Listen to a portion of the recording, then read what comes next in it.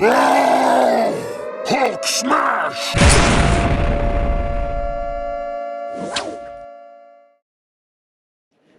Hey guys, this is Steve from ComicsVerse, here doing our weekly video reviews.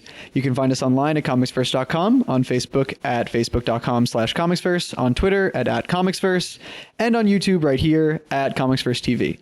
So we're going to be talking about Amazing X-Men number 5 by Jason Aaron, art by Ed McGuinness, and really just those first 5 issues as a full story arc. I am a huge fan of Jason Aaron as a writer for the X-Men. I think he completely nails every point when it comes to making the X-Men as over the top and completely ridiculous as possible. So when I first heard that not only would my favorite character in Nightcrawler be returning, but also we would have the context of that adventure being a pirate romp through heaven and hell, it really kind of did hit every mark for me. I was pretty excited. So what we have going here in our last issue, issue number 5, we wrap up the story with the Amazing X-Men crew that's been assembled in Hell, going after Azazel with Nightcrawler. Of course, they do this as a pirate crew. All of them dressed as pirates. I prefer to say Azazel. I know that like some people say Azazel. We can actually even have this in here. I know some people say Azazel. I prefer Azazel. You know, tomato, although tomato is right. So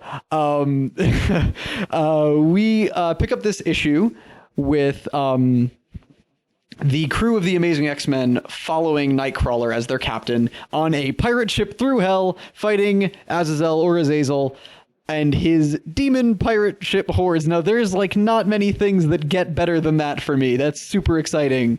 I'm all about Nightcrawler. This is hilarious, over the top, and just brilliant, intense fight scenes, utilizing the motion of Nightcrawler's teleportation in Ed McGuinness's art and Jason Aaron's writing.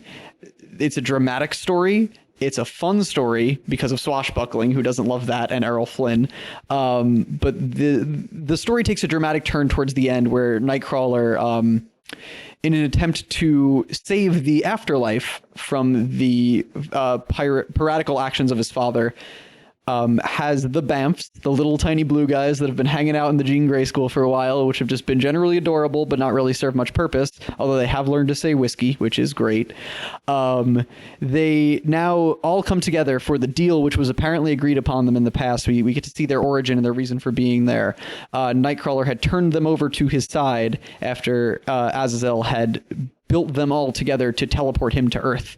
And Nightcrawler, as them being his brothers, fulfills Azazel's dream of his children of teleporting him to Earth when, in order to save the afterlife, Nightcrawler and the Bamfs bring Azazel to Earth, the only prison that Nightcrawler can keep him in to protect the afterlife. It's very, very dramatic, very intense, and in doing so, Nightcrawler gives up his soul. Pretty big for a guy who's an ordained minister. It's deep and moving, but does not let up on a second for the fun and the intensity of action. The action scenes, the way the characters are drawn, all bespeak so much of their characters. This is a brilliant 5-issue run that cuts to the heart of, if you love the X-Men and you love when they're over the top, or you love them as people, this goes so deep into them as people and their histories and their futures. And just a great ride on a pirate ship through hell along the way. So as always, thank you very much for listening and watching now, since it's not just a podcast. You can find us online at comicsverse.com, on Facebook at facebook.com/comicsverse, on Twitter at @comicsverse, and on YouTube here at ComicsVerse TV. Thank you very much.